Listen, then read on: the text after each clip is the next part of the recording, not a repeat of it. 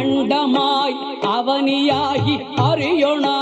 பொருளதாகி தொண்டர்கள் குருவுமாகி புகழறு தெய்வமாகி எண்திசை போற்ற நின்ற என்னருள் ஈசனான தென்திரள் சரவணத்தான் தினமும் என் சிரசை காக்க அண்டமாய் அவனியாகி அறியொணா பொருளதாகி தொண்டர்கள் குருவுமாகி புகழறு தெய்வமாகி எண்திசை போற்ற நின்ற என்னருள்